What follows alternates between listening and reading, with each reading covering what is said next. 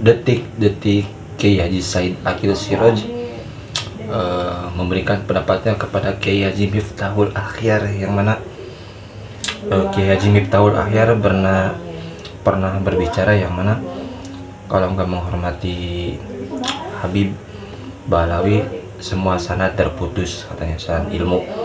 Di sini Kiai Haji Said Akil memberikan tanggapannya. Wah, ini bener sih, peringatan sih untuk ini ya Bapak-bapak Ibu. Coba kita lihat ke videonya. Di bulan-bulanan kita tanpa Imam Ubaidillah, tanpa Alawiyah, Bani Alawi, mungkin kita tidak tahu apa-apa. Sumber-sumber keilmuan kita banyak karena jasa-jasa para ulama Alawiyin membukukan, mensyarah, termasuk Syekh Murtadha Az-Zabidi ya, yang mensyarah kitab Ihya Ulumuddin itu. Beliau bukan sekadar ahli fikih, ahli tarikh, tapi juga muhaddis. Tentu tahu sanad yang munqati', sanad yang muttasil.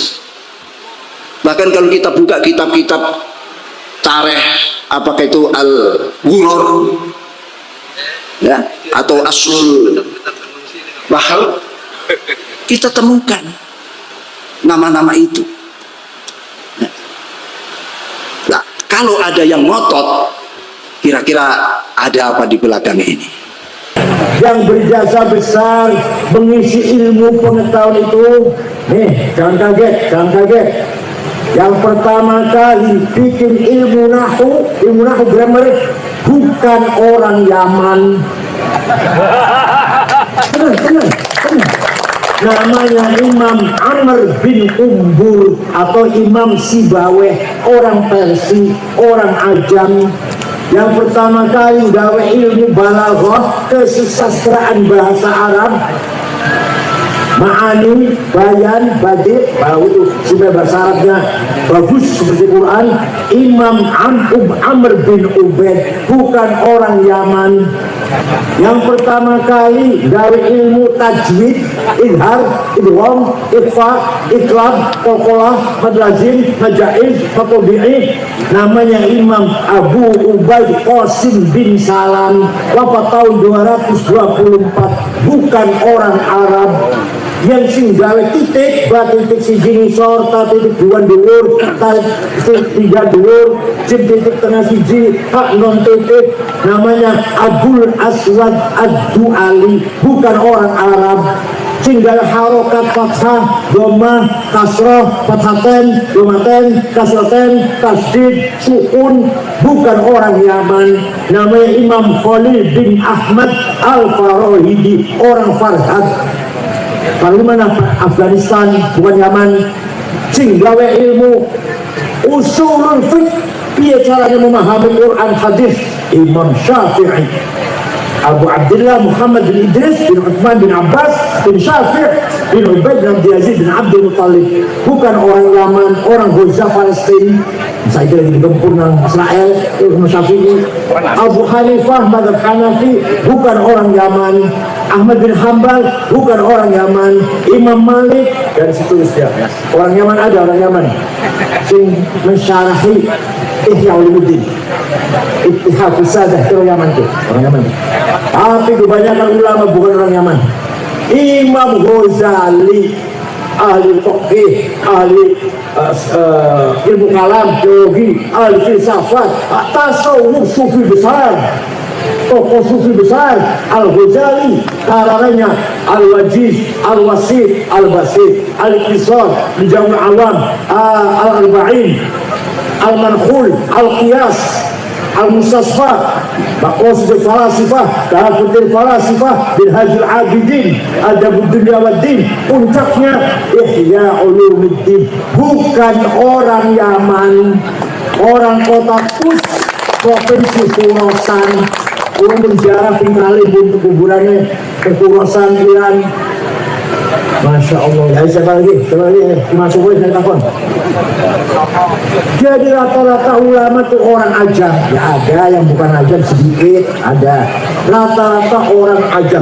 Yang pertama kali gawe ilmu kalam, sifatnya Allah orang dulu wajib semusal ngumpulin dari kalam namanya Wasil bin Atha, bukan orang Yaman. Surga itu makan Dah ni anak suka jajan. Paham? Ya, oleh karena itu, sekarang tinggal ulama Jawa. Orang yang menyatukan dua tarekat Abdul Qadir Al-Jailani Qadiriyah disatukan dengan tarekat Ahmad Bahar Naqsyabandiyah, dijadikan satu. Dua tarekat jadi namanya siapa? Syekh Ahmad Khotib Sambas, Kalimantan Barat. Kalimantan Barat orang Sambas, tapi di Mekah, wafat di Mekah. Kitabnya namanya Fathul Arifin. Orang mana itu? Sambas.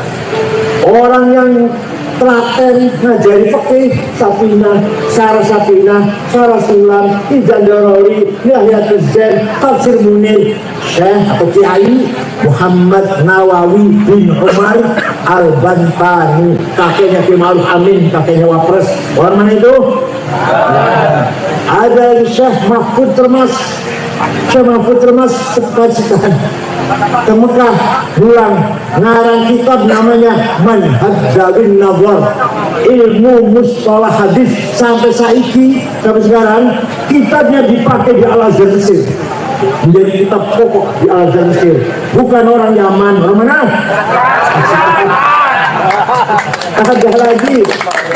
Ada lagi Syekh Abdul Somad Palembang, orang Palembang, juga ulama besar di Mekah ngajar. Syekh Yasin Padang baru wafat tahun 90, karangannya Syarah Abi Dawud 20 jilid, Tahsilul Usul, Wayatul Usul, Ahkamul Quran 2 jilid, dan banyak sekali karangan itu juga banyak. Yang besar Syarah Abi Dawud yang paling besar. Orang Padang. Orang mana? Bukan orang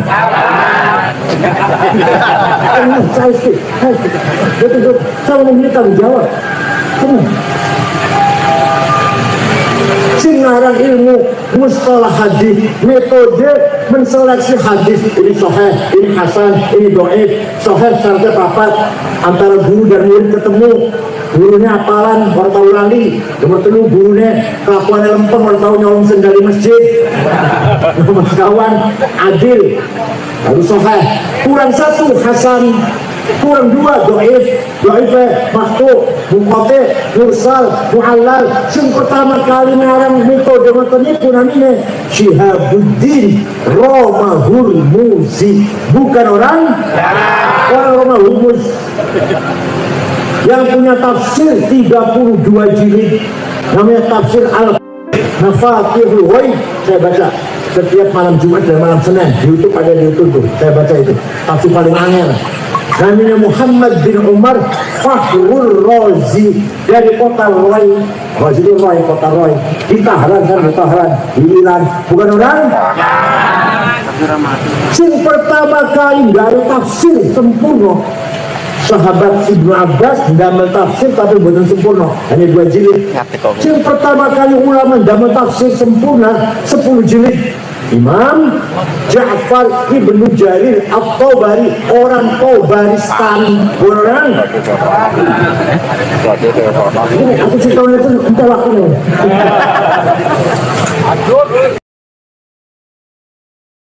Buat video dengan tema ini karena ada orang dungu merasa dirinya peneliti lalu membatalkan nasab orang.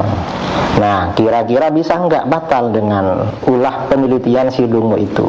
Orang yang sedang berdiskusi atau berdebat, dalam hal ini disiplin ilmu nasab, itu tidak pantas mengatakan lawan debatnya atau lawan diskusinya dengan kalimat dungu. Karena hal itu menunjukkan bahwasanya dirinya ta'assub, dirinya fanatik buta terhadap orang yang dibelanya. Harusnya orang itu bersikap adil ketika mau mengomentari masalah ini. Yaitu Romli ini nasabnya bukan ke Ba'alawi, Jadi permasalahannya bukan dia, justru harusnya dia itu kalau mau mengomentari polemik nasab ini harus ada di tengah, tidak condong kanan, tidak condong kiri. Mengapa Dungu tidak tahu bahwa nasab yang telah sah secara syar'i tidak bisa dinafikan dan dibatalkan dengan tuduhan, kecurigaan dan hasil penelitian, kecuali dengan dalil yang kuat dan meyakinkan. Kalau cuma tuduhan dan penelitian gak bisa, berdasarkan hadis berikut ini. Makanya saya bilang, bersikap adillah dalam menyikapi polemik ini. Seperti kami tidak pernah menghinakan para habaib. Bahkan kalau kita mau telah ya, lihat semua video. Bagaimana Kiai Imad itu mengatakan, kalau memang Habibnya itu baik, soleh, alim, ya kita hormati. Tapi kalau Habibnya itu kurang ajar, ahli maksiat, tidak alim, ya kita tidak perlu hormati, tidak perlu kita sanjung-sanjung. Nah itu bukan berlaku kepada Habib saja, kepada orang yang nasabnya tidak bersambung kepada Nabi sekalipun, kalau memang dia orang baik, dia itu orang alim, ya harus kita hormati. Karena seperti video yang sebelumnya, beliau mengatakan hal yastawil ladzina ya'lamun wal ladzina la ya'lamun, ya kan? Tidak sama derajat orang yang berilmu dengan tidak berilmu. Tentu orang yang berilmu itu derajatnya lebih tinggi daripada orang yang tidak berilmu. Itu sudah logis.